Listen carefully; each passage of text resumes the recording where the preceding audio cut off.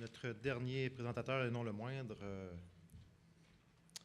Mais avant, j'aimerais juste passer un commentaire sur la présentation de M. Ballack. Quand je regarde le secteur de la vieille économie, comme on nous qualifie, et pratiquement 10 ans, 12 ans de croissance continue, j'aimerais bien que les autres économies émergentes ou du savoir fassent la même chose sur les 10-15 prochaines années. Il me semble que ce serait mettre l'épaule à la roue d'une façon plus substantielle.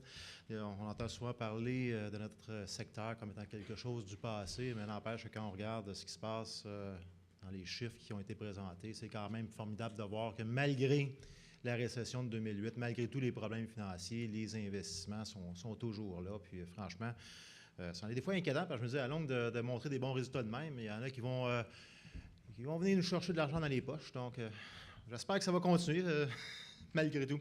Donc, notre prochain présentateur, M. Nashan Rousseau, associé au sein du groupe Audit et Certification du bureau de Montréal de PricewaterhouseCoopers. M. Rousseau compte plus de 15 ans d'expérience dans les services de comptabilité, de contrôle interne, de présentation d'informations financières, de fusion et d'acquisition et de finances. Il se spécialise dans les secteurs miniers et forestiers. Il est également le leader de l'initiative Plan Nord au sein de PricewaterhouseCoopers. Qui regroupe une équipe multidisciplinaire visant à soutenir les clients ainsi que les différents intervenants dans le cadre du Plan Nord. Monsieur Rousseau.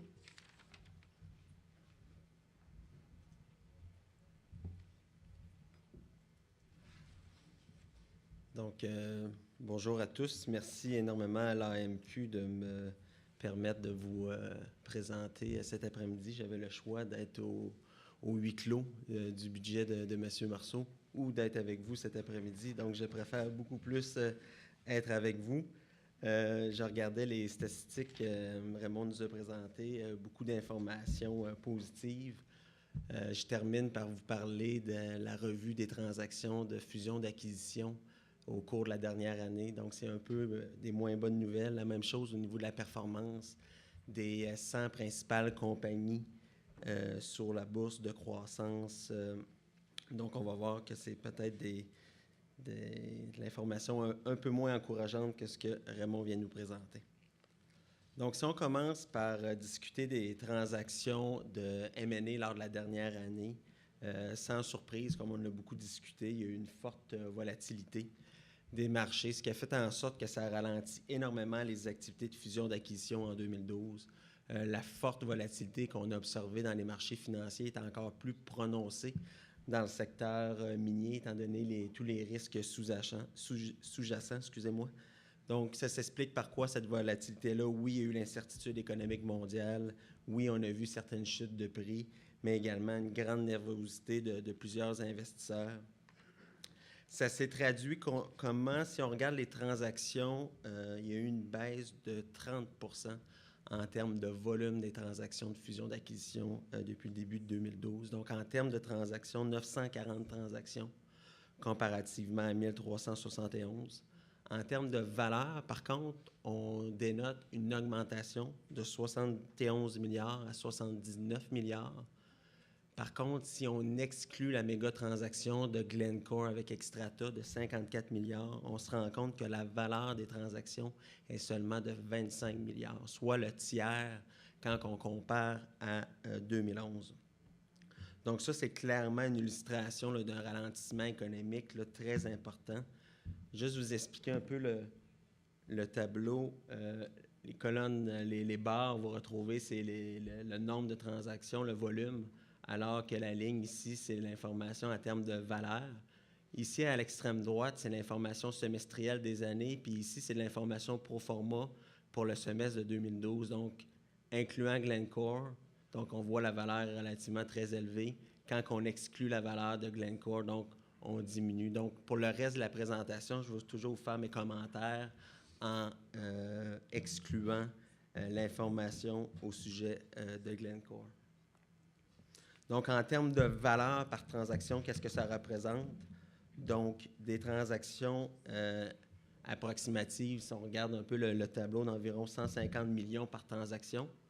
Toutefois, en excluant Glencore, on descend vraiment en bas de 50 millions par transaction. Donc, on peut voir c'est relativement de petites transactions. La commodité vedette, comme Éric nous l'a présenté plus tôt, ça a été l'or cette année. Donc, 26 % des transactions en termes de valeur ou encore 29 % des transactions en termes de volume. Donc, l'or a vraiment été la vedette. Deuxième rang, le cuivre avec 23 % et le fer au troisième rang avec 9 %. Si on compare avec 2011, le charbon représentait 26 % à la première place. On retrouvait le cuivre à la deuxième place à 23 %. Donc, on voit que le cuivre s'est vraiment maintenu. Le fer était à la troisième place à 15 %. Puis en 2011, l'or occupait la quatrième place avec 13 %. Donc, on s'attend encore à plusieurs transactions dans le secteur aurifère. On a expliqué tantôt la faible capitalisation boursière des compagnies en ce moment. Donc, ce qui pourrait en sorte que ça pourrait être très intéressant pour certaines compagnies. On a aussi vu la tendance à long terme au niveau du prix de l'or. Et comme Éric l'a bien expliqué aussi, le défi à trouver des nouvelles ressources dans le secteur aurifère. Meilleur exemple que je peux vous donner, depuis 2005, le prix de l'or a évolué de 350 %, alors que la production n'a évolué que de 11 % sur la même période. Donc, on voit qu'il y a un gap très important puis que c'est très difficile de combler ce gap-là. Puis on l'a vu récemment avec l'annonce de Cisco sur le projet d'acquisition de Queenston Mining. Qui fait les acquisitions? On voit que la Chine accélère le rythme de ses acquisitions. Tantôt, on a parlé beaucoup, Tyler l'a bien expliqué, au niveau des besoins de la Chine, au niveau de l'urbanisation. Si on prend un exemple, si on combine la Chine, l'Inde, l'Association des pays de l'Asie du Sud-Est, incluant que le Nigeria, ça va rajouter 1,3 milliard de gens qui vont aller résider dans les milieux urbains d'ici 2050. Donc ça fait une pression très forte sur les commodités. Donc la majorité des commodités qui sont utilisées pour faire l'urbanisation des différentes villes. Si on regarde au niveau de la Chine, ils sont rendus maintenant au 3e rang en termes de pays pour faire des acquisitions au niveau des actifs miniers, derrière le Canada et les Royaumes-Unis. Si on compare en 2011, le Canada avait 25 % des parts au niveau des acquisitions. Ça se compare à 16 % cette année. Et la Chine, qui était à 6 % en 2011, est rendue à 13 % cette année. Donc, ce qui est intéressant, c'est que malgré que la Chine a resté quand même en termes de volume et de valeur au même niveau comparativement à 2011, étant donné que le nombre de transactions a beaucoup diminué, mais leur pourcentage ou leur part de marché, si on veut, en termes d'acquisition, a doublé, passant de 6 % à 13 % et maintenant elle occupe le 3e place en termes de pays. Puis on s'attend que ça va se poursuivre étant donné qu'ils veulent sécuriser l'approvisionnement au niveau des ressources naturelles. Donc, malgré toutes ces difficultés, il y a plusieurs sociétés qui sont toujours à la recherche d'occasions. Comparativement à la crise financière de 2008 et 2009, les sociétés minières sont généralement en bien meilleure santé financière, avec beaucoup plus de liquidités disponibles. Donc, certains pourraient vouloir bénéficier de la faible valeur de la capitalisation boursière de plusieurs compagnies. Certaines autres compagnies, qu'est-ce qu'ils vont faire? C'est qu'ils vont se concentrer sur certains actifs. Donc, ils vont vendre les actifs qu'on appelle les non-core assets pour se concentrer davantage sur les actifs stratégiques. Et on parle d'opportunités pour certains, mais pour d'autres, ça va être clairement une question de survie.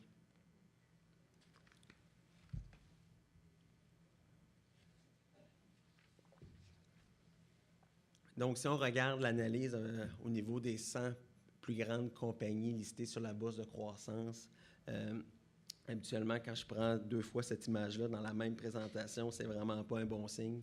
Donc, recul des financements, recul de la capitalisation boursière, recul des dépenses d'exploration et d'évaluation pour ces 100 compagnies-là.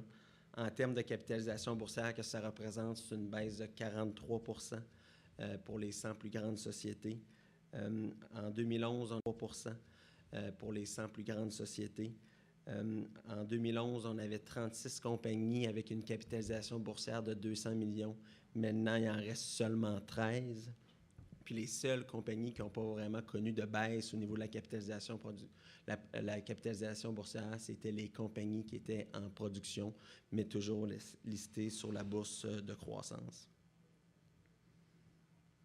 En termes de financement, qu'est-ce que ça représente? Le financement des compagnies a diminué de 52% par rapport à l'an dernier. Donc, autant financement, dette, équité, donc toutes les formes de financement. Puis si on regarde seulement les financements en capitaux propres, ça a diminué de 41%. Donc, quand ça va mal, ça va mal.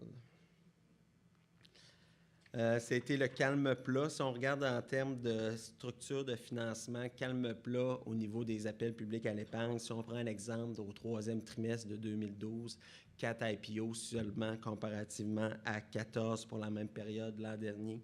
Puis si on regarde au niveau de la structure des financements, on avait beaucoup de bad deals l'année passée, donc des prises fermes, ça a diminué de 43% à 29% cette année.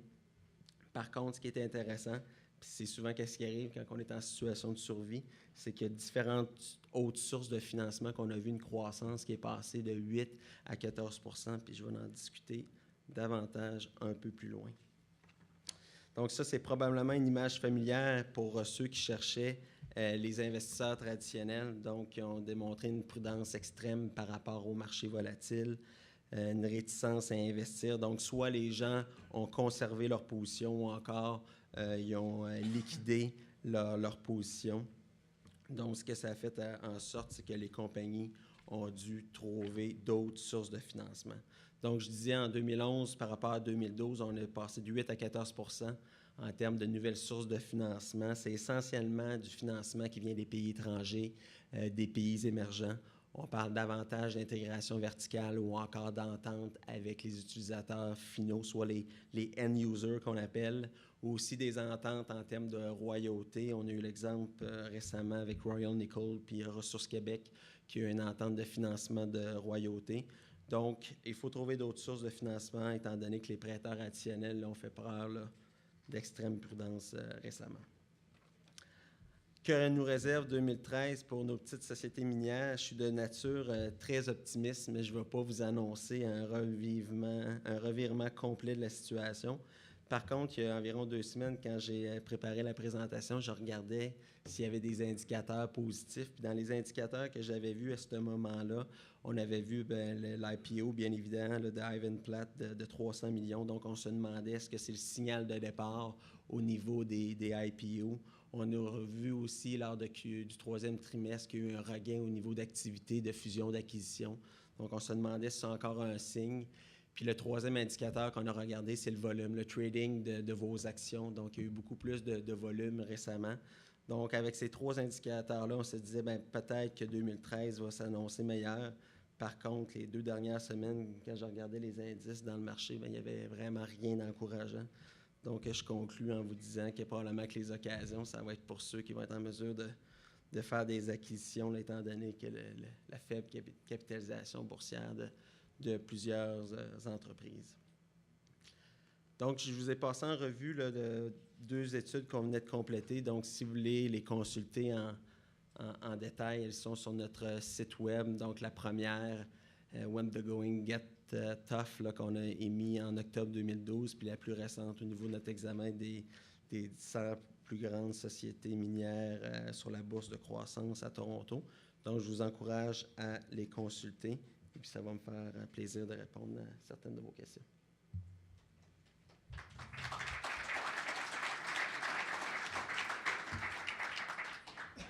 Est-ce qu'il y aurait des questions pour la présentation? OK. Bien, merci. Nashan.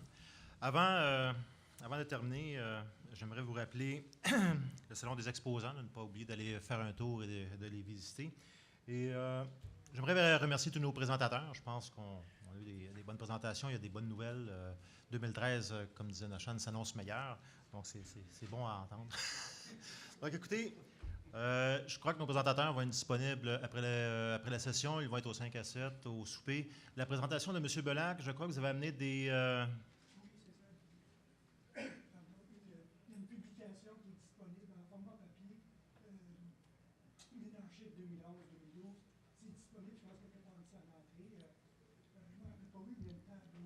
OK. Donc, la présentation est disponible format papier à l'entrée. Vous pouvez la demander. Sinon, sur le site web, on peut, comme on dit en français, la downloader et se l'imprimer soi-même. Donc, je vous remercie. J'espère que vous avez apprécié et on se revoit l'année prochaine. Pour ceux qui seraient intéressés à présenter, j'en profite de l'occasion. Manifestez-vous. Je recherche toujours des présentateurs, donc je vais être heureux de prendre